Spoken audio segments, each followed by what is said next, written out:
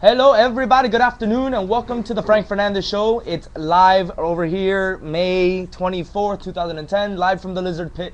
Everybody, welcome to join us, either pre-recorded or live. Either or, as long as you're watching, we're happy to have you watch, and we appreciate you watching. You can email the show at ffernandezshow@yahoo.com.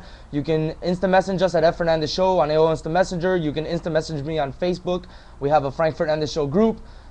I'm all over the place. Just pretty much Google Frank Fernandez if you don't have a link, and you'll find me. But we have a show for you guys today. A pretty jam-packed show. A lot of information to give you. We have conference finals both in hockey and in NBA. We got Tebow to talk about. Tebow might be winning the American Idol. Celebrity Apprentice just wrapped up this week. We got a little bit to talk about that. Some baseball. Hanley Ramirez pretty much crying. More LeBron talk. Dwayne Wade talk. You know, we talk about them over here. And Miami Hurricanes, I mean, I'm sure they'll come up sometime today. But how about we start with the conference finals for NBA? Do it. Because that's the most popular one out of the two. You know, hockey kind of goes on ups and downs and lefts and rights and circles. And it's very, it's like a cult following. yeah, people only really watch during the playoffs. So, I mean, let's start with the popular one. The NBA conference finals, you want to start with the east side or the west side? Let's go ahead and start with the west side. The west side, Lakers up 2-1. Over the Phoenix Suns. Amari pretty much took over Game 3 last night with 42 points and 11 boards. Nobody showed up to play. Pretty much Kobe was the only one that really showed up to play. Lamar Odom was off. Gasol was off. Gasoft was off. I mean, everybody was pretty much not in their game. Everybody didn't show up. The only people that showed up pretty much were Amari Stoudemire and Kobe Bryant. Yeah. But I think the inevitable is going to happen. I don't see Phoenix actually winning the next 3 out of 5. 3 out of 4, whatever it is. 3 out of 4. I mean, so It's tough because they're coming back home, but at the same time they're going right back to the Lakers home. So even if they do take the next two, you're still heading back to the Lakers. Game 4 would be in Phoenix. Game 5 would be in LA, then back to Phoenix, then back to LA. So yeah, so 3 out of the next 4 that you're gonna be playing will be at the Staples Center. And I don't know if you're really gonna win 2 at the Staples Center. Maybe 1, but not 2. Yeah. We'll give you 1 because it happens. The only way they're gonna be able to pull that one off is if they're able to win Game 4, Game 6, and then somehow pull off a Game 7 or a Game 5 victory. One of the two. But if they end up losing one of the next 2 home games, they're not gonna be able to win this series. Yeah, definitely not. They're definitely back in the series with last night's win because they don't get on the 3-0 hole. Now they're back to the 2-1 kind of like deficit. They still have a win right now.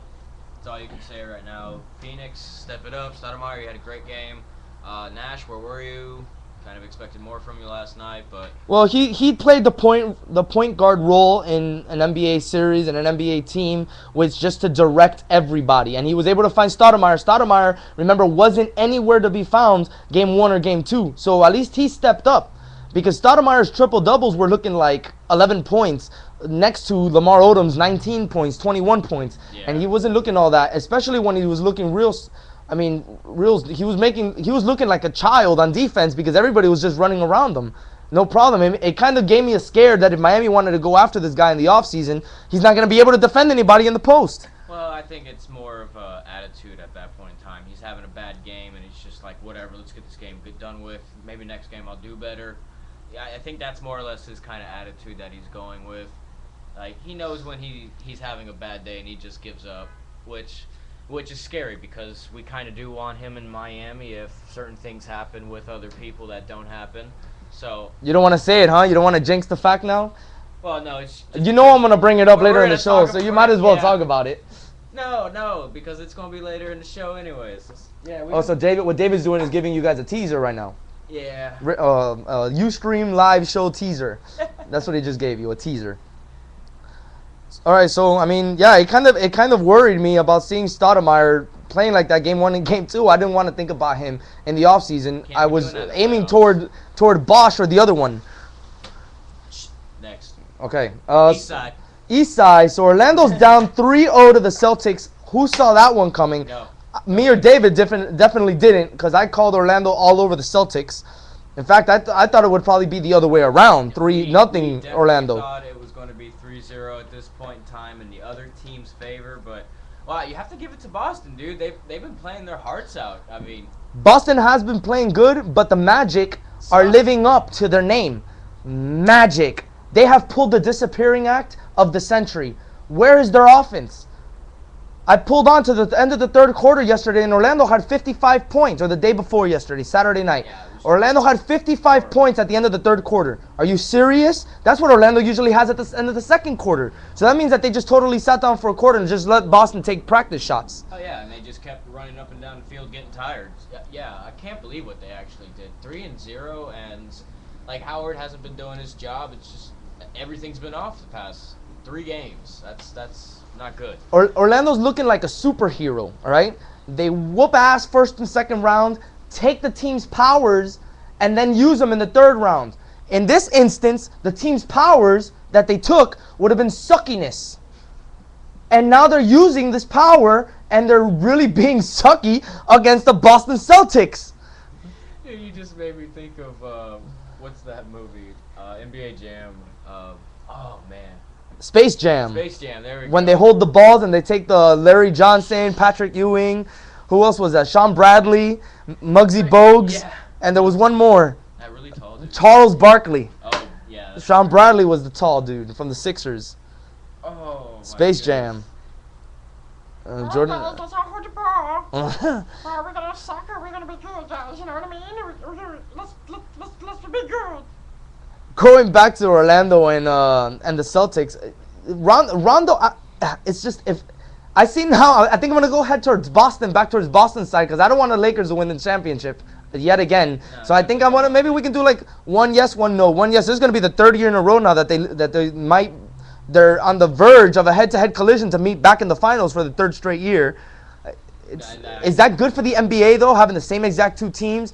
Yeah, they're the 2 biggest teams and the 2 most historic teams. In the long run, no. But in the short run, it's great for both teams. The Celtics, I mean, the team's making money, and they're having people take the pay cuts so newer people can come in, less experienced, and they still have veterans on their team, and they're producing.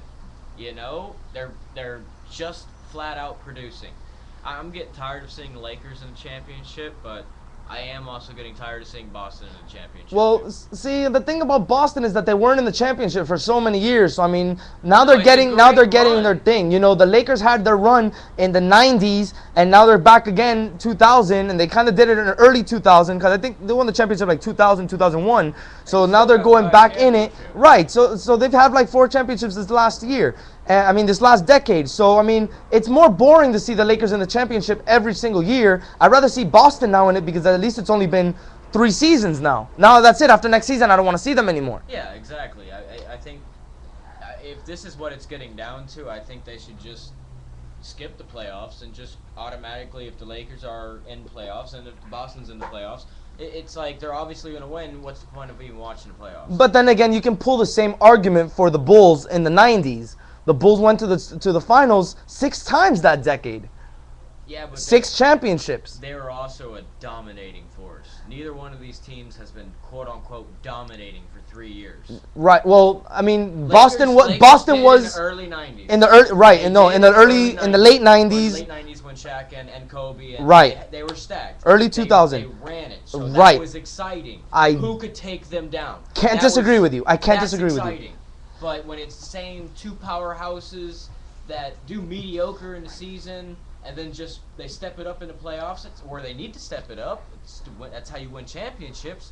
But it's getting old seeing the same 2 teams up in there. With all fairness to the Boston Celtics, I mean, 2 years ago when they put this team together, which was Kevin Garnett, Ray Allen, Paul Pierce. No, Rasheed Wallace came in this year. But when they had those big 3 names, remember Rondo was a nobody. He was kind of just there. They kind of couldn't trust him. They didn't know what to expect from him.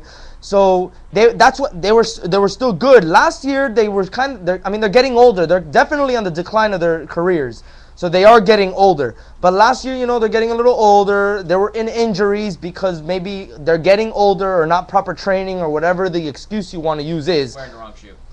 Wearing the wrong shoe. And then this year, they're back in it again. They're healthy. So it's kind of like saying, all right, we're still a dominating force because now we're taking out. They took out LeBron, so it's not like they just played a nobody. Yeah, but you know what? If you watch the last game in that series, LeBron and his team gave up in the last half of the game. I'm going to cut you off right there. Guys, watch us on part 2.